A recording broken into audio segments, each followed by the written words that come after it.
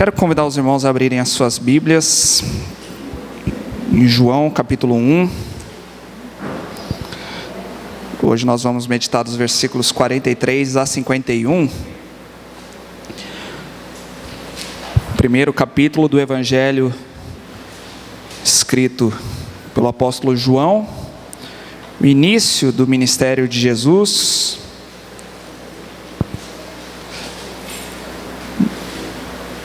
Nós vamos meditar a respeito aqui da história de dois homens que não são muito falados, não são muito lembrados, mas de como Jesus os encontrou e como Jesus falou com eles. João capítulo 1, de 43 a 51. Vou ler o texto inteiro, mas depois você mantém a sua Bíblia aberta, tá bom? Nós vamos continuar meditando e expondo esse texto. Diz assim: no dia seguinte, Jesus resolveu ir para a Galiléia e encontrou Filipe, a quem disse: siga-me. Esse Filipe era de Betsaida, cidade de André e de Pedro. Filipe encontrou Natanael e lhe disse: achamos aquele de quem Moisés escreveu na lei e a quem se referiram os profetas, Jesus, o Nazareno, filho de José. Então Natanael perguntou: de Nazaré pode sair alguma coisa boa? Filipe respondeu: venha ver. Jesus viu Natanael se aproximar e disse a respeito dele: eis um verdadeiro israelita, em quem não existe fingimento algum. Natanael perguntou a Jesus: de onde o Senhor me conhece? Jesus respondeu: antes de Filipe chamá-lo, eu já tinha visto você debaixo da figueira. Então Natanael exclamou: mestre, o Senhor é o Filho de Deus, o Senhor é o Rei de Israel. Ao que Jesus lhe respondeu: você crê porque eu disse que tinha visto você debaixo da figueira? Pois você verá coisas maiores do que estas.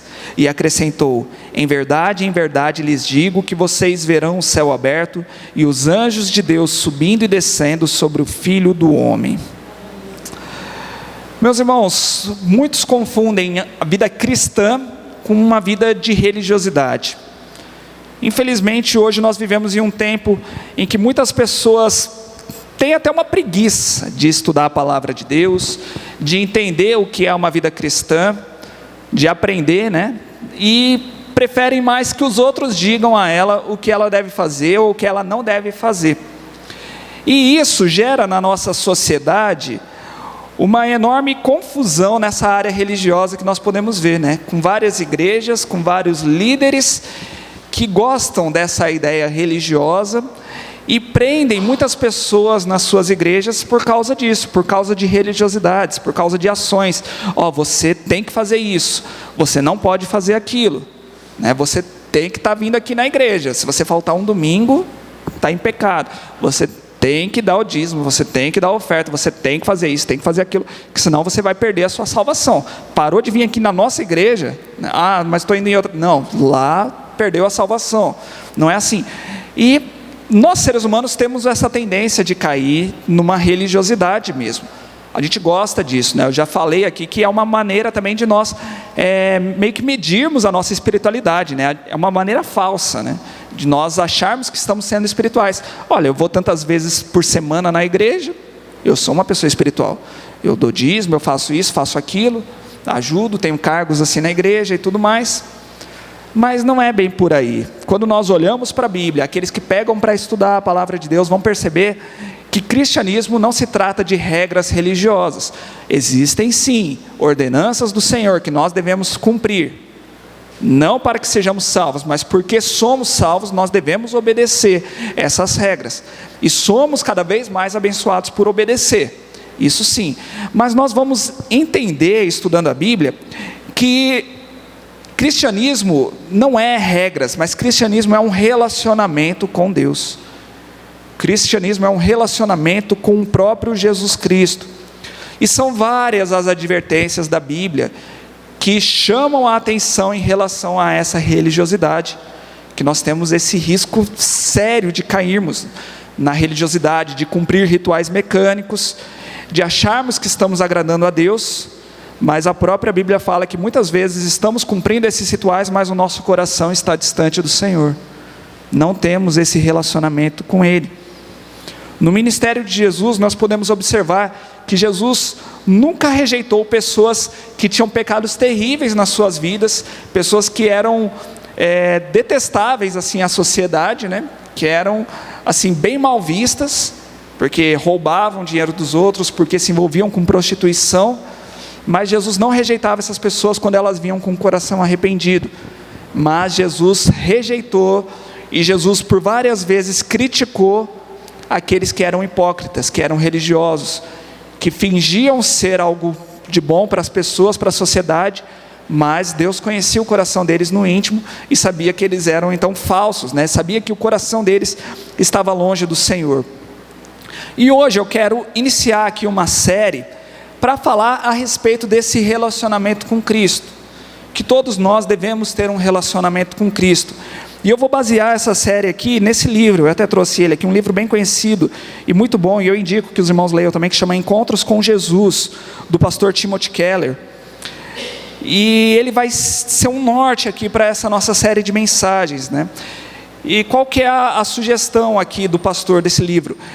De analisar alguns encontros que Jesus teve com algumas pessoas, e que essas pessoas, ao terem esse encontro com Jesus, tiveram as suas vidas transformadas, em que Jesus respondeu questões cruciais da vida dessas pessoas, questões que eu e você temos também, questões que outras pessoas que nós queremos que se acheguem a Cristo, também têm essas questões, e Jesus responde todas essas questões, e Jesus transforma a vida dessas pessoas, e nós vamos ver que essas pessoas que tiveram um encontro com Cristo, tiveram a sua vida e a sua eternidade transformadas, e nunca mais foram as mesmas. E eu quero então olhar aqui para esse texto de hoje, né, de 1 João, capítulo 1, de versículos de 43 a 51, e meditar nessa história de dois discípulos de Cristo, Filipe e Natanael. E nós vamos olhar para esse relato aqui, e aprender 3 lições a respeito do convite que Jesus Cristo faz para esses dois homens, para esses dois servos, né? Esses dois homens que se tornaram discípulos de Cristo. E a primeira lição que nós podemos observar aí, é que o convite de Jesus, ele deve ser reproduzido. Eu quero ler mais uma vez, eu pedi para você manter a sua Bíblia aberta aí, vamos ler de novo, né? É um texto curto, mas a minha intenção é que você aprenda a gostar mesmo, né? Do texto, da palavra de Deus, que a gente possa ler, reler e buscar aqui os significados, né? E as minúcias do texto, né? Eu quero ler do versículo 43 a 45, que diz assim: no dia seguinte, Jesus resolveu ir para a Galileia e encontrou Filipe, a quem disse: siga-me.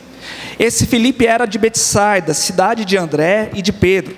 Filipe encontrou Natanael e lhe disse: achamos aquele de quem Moisés escreveu na lei e a quem se referiam os profetas, Jesus, o Nazareno, filho de José. A princípio nós já podemos destacar o fato aqui desse convite, que o convite é feito por Jesus Cristo. O convite é sempre de Jesus Cristo.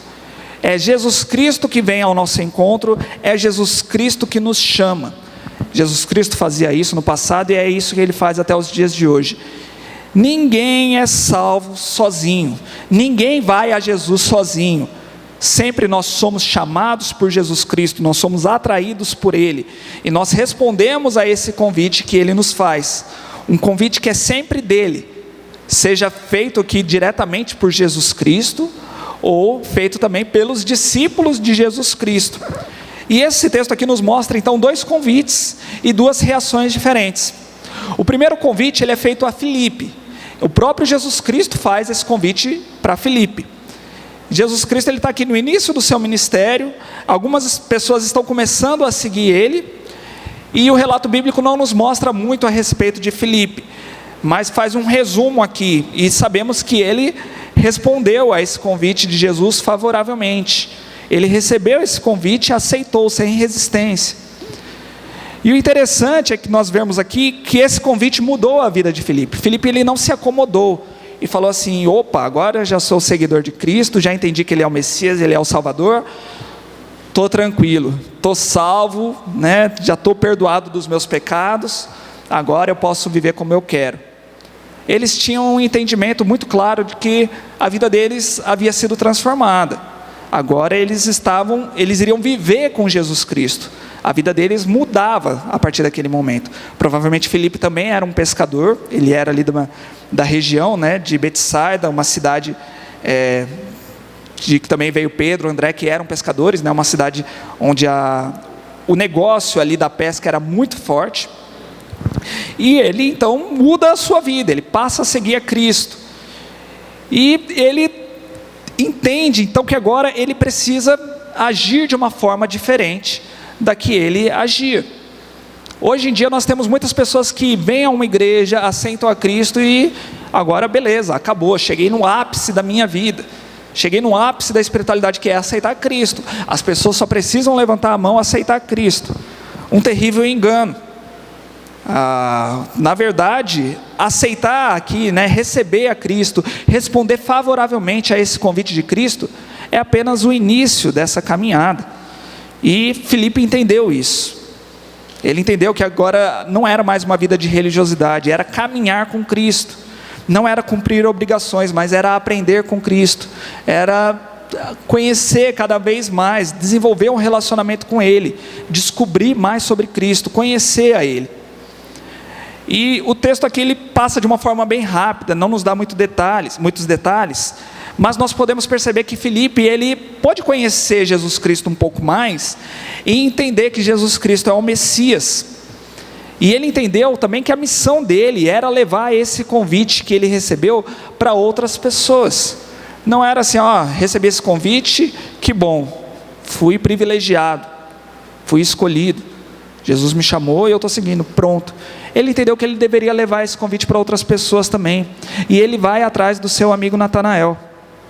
Mas é interessante nós vermos rapidamente aqui, né, pulando um pouquinho para frente, para pensar no convite que ele faz a Natanael, que a maneira que ele convida demonstra que ele teve também um estudo bíblico ali com Jesus Cristo, que ele percebe que Jesus Cristo é aquele de quem as Escrituras falavam, de que o Antigo Testamento todo apontava para Jesus Cristo. Então por isso que no versículo 45 ele fala assim: achamos aquele de quem Moisés escreveu na lei e a quem se referiam os profetas. Sempre que tem essa expressão Moisés e os profetas, é um resumo de todo o Antigo Testamento, porque Moisés escreveu os 5 primeiros livros do Antigo Testamento, que é toda a lei que nós temos lá do Antigo Testamento. Moisés foi um grande profeta, e depois os profetas, né, é toda a continuidade. Lógico que nós temos também os livros históricos, nós temos os livros poéticos, mas aqui é uma forma de resumir todo o Antigo Testamento. Eles falavam assim, Moisés e os profetas. Ele estava falando assim, tudo que nós temos aqui de escritura, que era o que eles tinham de escritura naquele tempo, apontava para Cristo. Ele falou, e o Messias está aqui, e o Messias está aqui. Então, atender ao convite de Cristo é entendermos isso, que nós precisamos conhecer a Jesus Cristo em todos os sentidos, principalmente nas Escrituras, conhecer a Cristo na palavra dele, essa palavra que ele deixou revelada para nós. Entender que de Gênesis até Apocalipse, todos os livros da Bíblia apontam para Cristo, e nós precisamos conhecer a Cristo em relacionamento, no dia a dia, mas também estudar a palavra de Deus, conhecer mais essa palavra. E depois de conhecer assim, ele vai replicar esse convite a outras pessoas, porque ele entende que não é um convite que deveria ficar só para ele. Jesus Cristo também tinha uma obra para fazer na vida de várias outras pessoas, e ele vai replicar esse convite se utilizando da própria palavra de Deus. Então ele vai convidar ali o seu amigo Natanael, e nós precisamos pensar isso também. Se recebemos esse convite de Jesus Cristo, se esse convite de Jesus veio até nós, se já respondemos favoravelmente a esse convite, se você ainda não respondeu esse convite, eu te convido a aceitar a Cristo, a receber a Cristo como seu Senhor e Salvador. E se você já recebeu, que você entenda que esse convite de Jesus, ele também deve ser reproduzido. Você, como discípulo de Cristo, como servo de Cristo, deve também fazer esse convite para outras pessoas, para que elas conheçam a Cristo. Uma segunda lição que nós podemos ver dessa história é que o convite de Jesus é recebido de diferentes formas. Eu quero ler dos versículos 46 a 49, que diz assim: então Natanael perguntou, de Nazaré pode sair alguma coisa boa? Filipe respondeu: venha ver.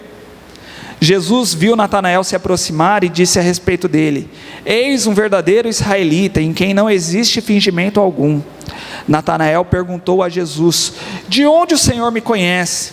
Jesus respondeu: antes de Filipe chamá-lo, eu já tinha visto você debaixo da figueira. Então Natanael exclamou: mestre, o Senhor é o Filho de Deus, o Senhor é o Rei de Israel. Esse convite de Jesus, ele é recebido de diferentes formas. Nós vimos que o primeiro convite que foi feito a Filipe foi recebido sem resistência. Mas o segundo convite que Filipe fez a Natanael já teve uma resposta diferente. Natanael já demonstrou uma resistência para esse convite. Ele demonstrou ali um ceticismo, né? Ele era cético, ele não quis acreditar logo de cara. E era um ceticismo baseado no seu próprio conhecimento, baseado na sua própria experiência. E isso leva Natanael a fazer uma pergunta até de uma forma arrogante. Ele fala assim: de Nazaré pode sair alguma coisa boa? Por que ele faz essa pergunta? Eu tenho aqui algumas suposições, né? Em primeiro lugar, porque desde lá do Antigo Testamento nós não temos nenhuma referência a essa cidade de Nazaré. Nós temos várias profecias a respeito do Messias, mas nenhuma liga o Messias a essa cidade de Nazaré. E Jesus Cristo, ele era conhecido como Jesus de Nazaré. Jesus Cristo veio da cidade de Nazaré. Agora, o que Natanael não sabia era que Jesus havia nascido em Belém. As profecias já indicavam que o Messias nasceria lá na cidade de Belém. Mas Jesus apenas nasceu lá em Belém. Se você se lembra da história, assim que ele nasceu lá, o anjo entregou uma mensagem, né, para José, de que Herodes queria matá-los. Então eles fogem para o Egito, ficam lá um tempo, e depois, quando eles voltam para o Egito, eles voltam e vão direto para a cidade de Nazaré. E Jesus Cristo cresce lá em Nazaré. Então por isso ele é conhecido como Jesus de Nazaré. E um outro ponto aqui para esse preconceito é que essa cidade de Nazaré era uma cidade muito mal vista na região. Era uma cidade que não tinha importância. Aos olhos humanos, as pessoas deveriam pensar assim: se Deus vai fazer algo importante, Ele não vai fazer partindo de Nazaré. Ele vai usar outras cidades mais importantes, como Belém, como Jerusalém, né? Outras cidades mais importantes.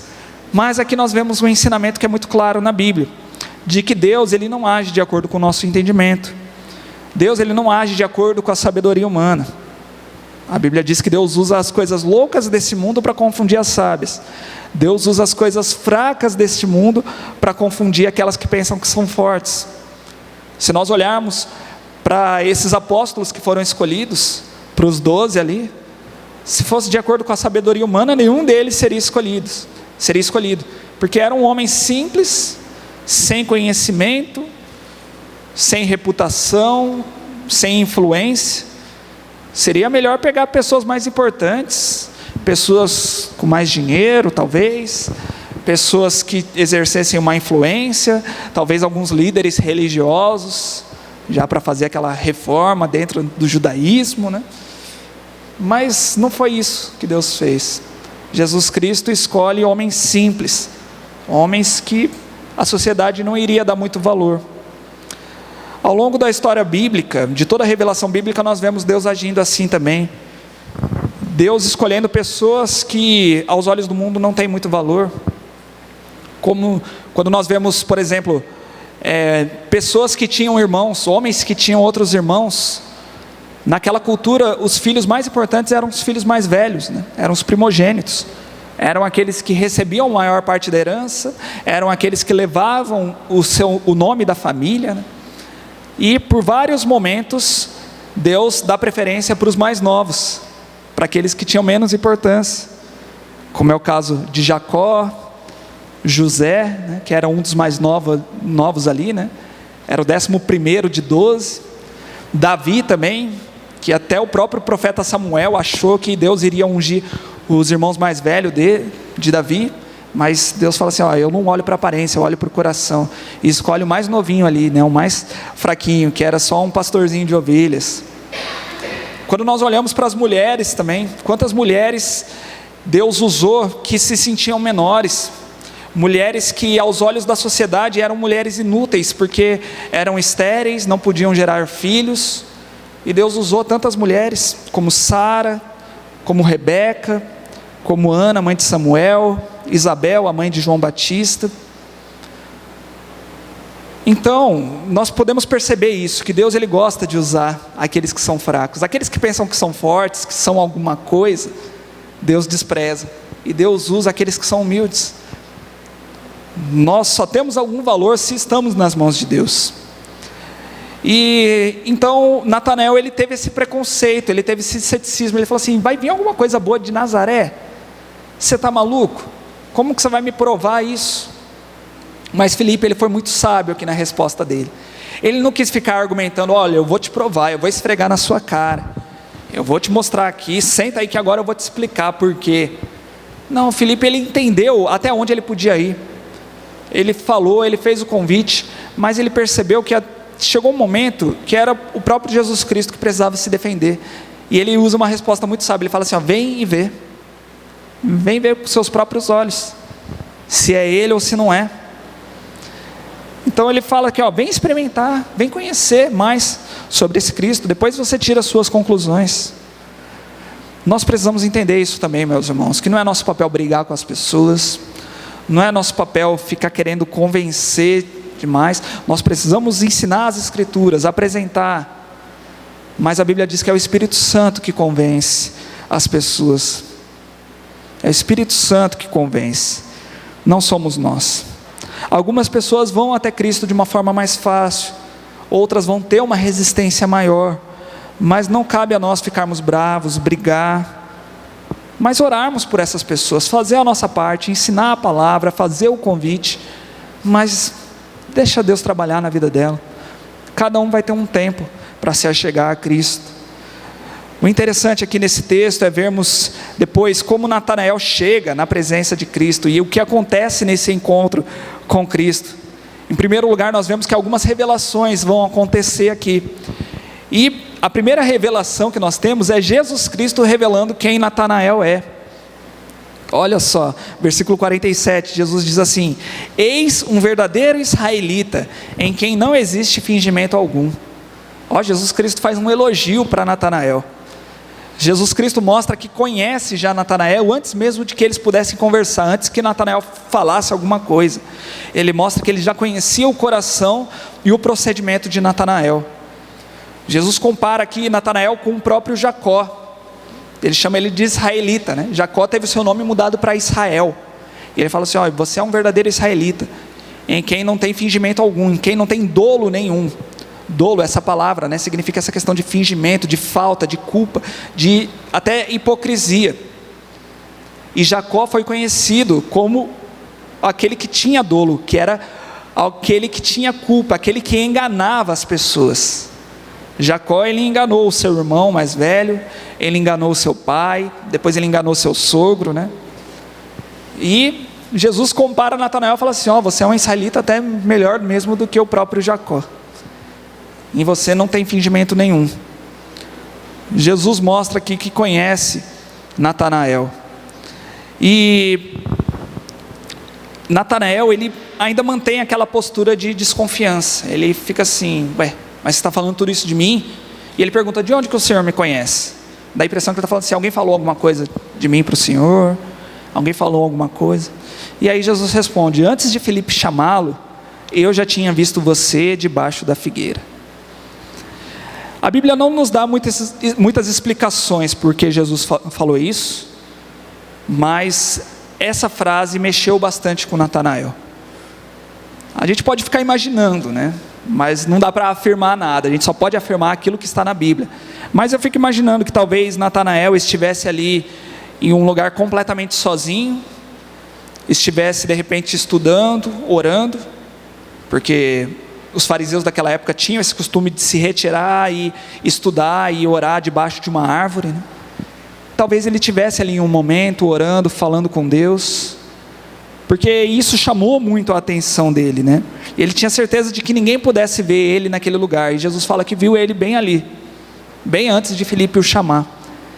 E isso revelou que Jesus Cristo é onisciente, que Jesus Cristo sabe de todas as coisas. E a onisciência é um atributo que pertence somente a Deus. É um atributo que nem eu nem você temos. Nem o Google tem, né? O Google procura saber de tudo, né? Nós pegamos o celular, perguntamos qualquer coisa e ele tenta responder. Mas tem coisas que nem o Google sabe, só Deus sabe. É um atributo de Deus. E Deus nos conhece, Deus sabe de tudo. Deus conhece o mais íntimo de nós. E isso ficou claro para Natanael.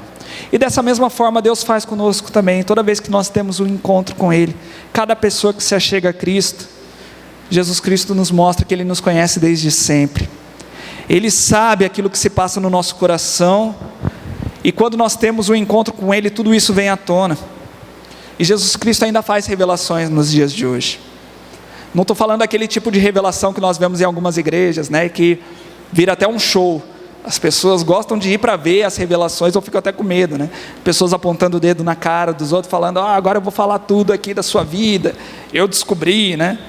Não é isso, mas a Bíblia nos diz que a própria palavra de Deus, ela traz essas revelações. Hebreus 4,12 diz assim: porque a palavra de Deus é viva e eficaz, e mais cortante do que qualquer espada de 2 gumes, e penetra até o ponto de dividir alma e espírito, juntas e medulas, e é apta para julgar os pensamentos e propósitos do coração. Quando nós estamos nesse momento aqui de culto, de pregação da palavra, Deus está fazendo revelações. Tem coisas que eu não estou vendo, mas que aí no seu coração estão acontecendo.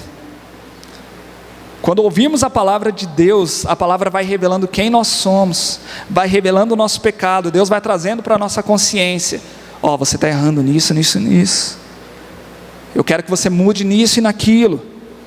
E nós começamos a conhecer cada vez mais os nossos pecados, as nossas intenções erradas.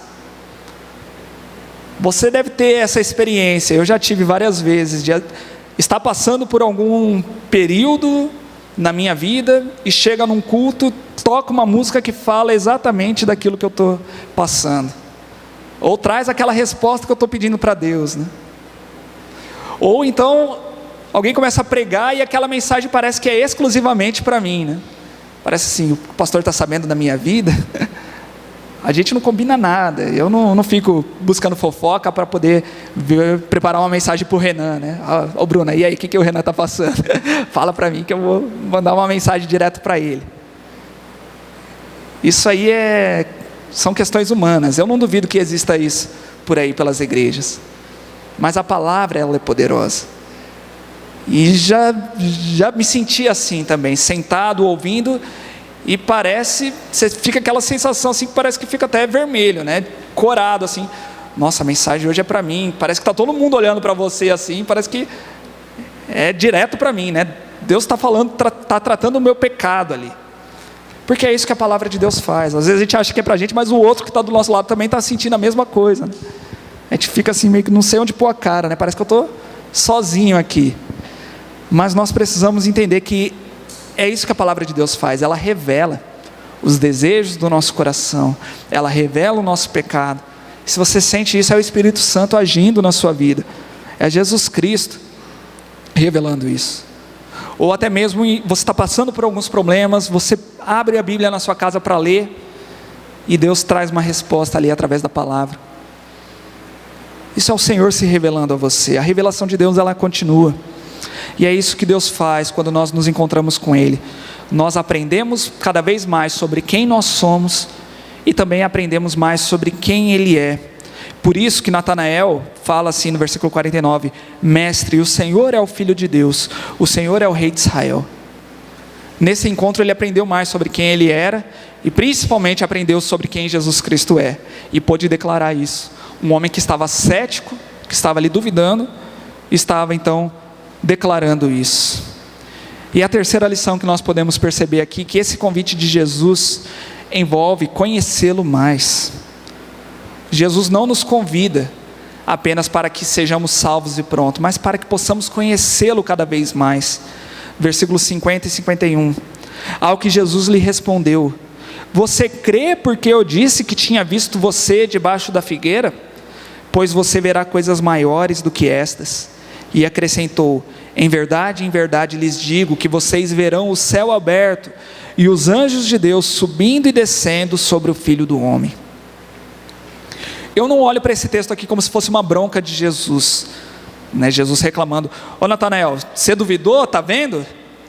E agora você crê porque eu falei isso? Eu não vejo dessa forma.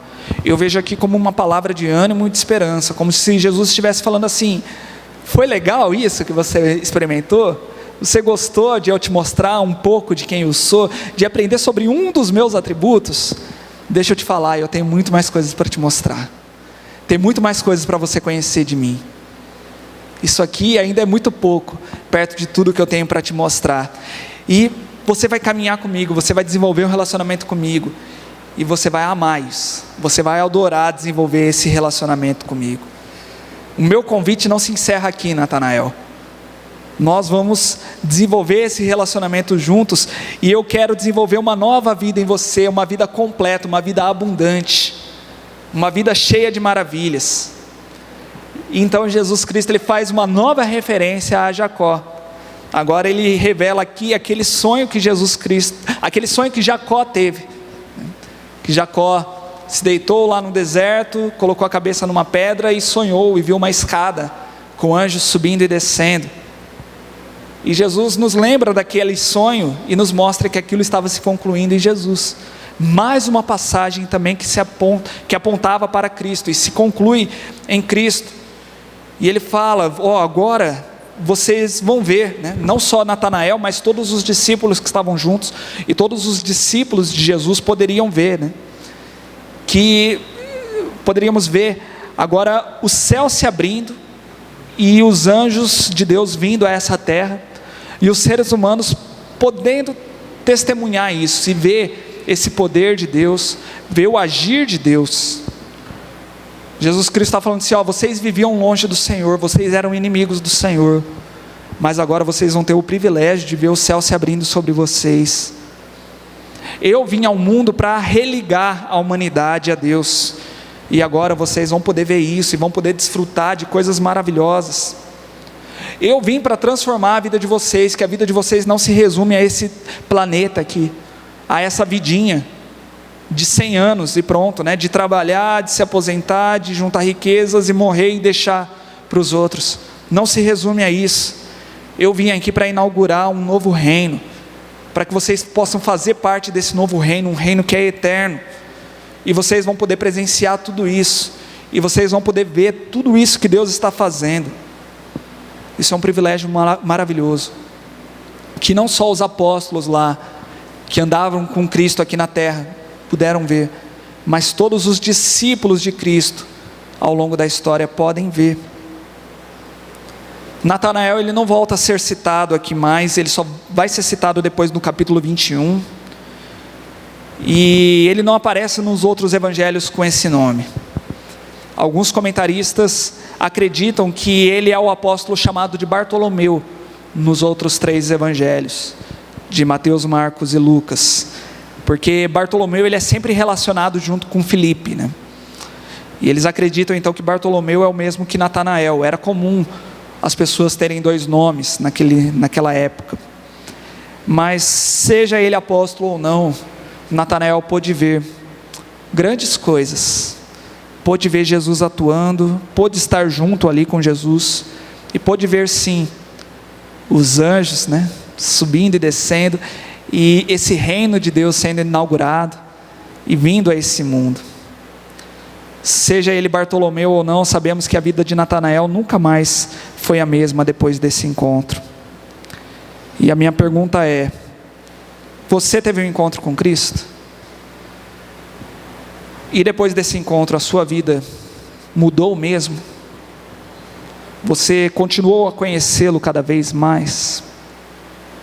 Você pode declarar que você vê os céus abertos e você pode ver o agir de Deus na sua vida e nessa terra? O reino de Deus crescendo aqui nesse mundo? É um momento de nós pararmos para pensar que tipo de vida nós estamos tendo. Eu comecei aqui a nossa mensagem falando sobre religiosidade, que a Bíblia, ela condena esses atos, esses rituais religiosos. O que Jesus Cristo quer de nós é conhecimento, é relacionamento, é conhecê-lo cada vez mais, conhecer todos os seus atributos, conhecer todos os seus ensinamentos, e isso é maravilhoso. Não perca essa oportunidade de desenvolver o seu relacionamento com Cristo, de conhecer mais sobre quem você é também, né? E de conhecer mais, principalmente, sobre quem Cristo é.